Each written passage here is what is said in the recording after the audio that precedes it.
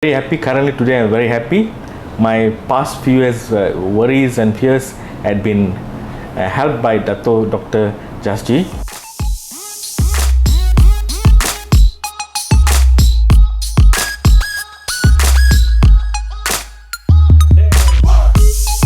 This is a case of male pattern hair loss level 7.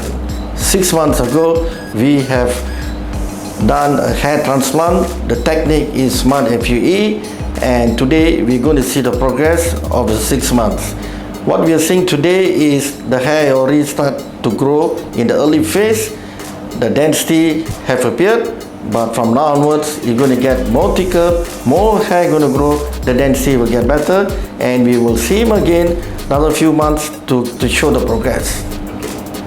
We can see the hair already start growing.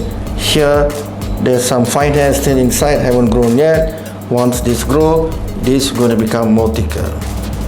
So this is the hairline, this is the forelock area, this is the frontal temple area, this is the mid scalp, and his hair is already there to give some nice density.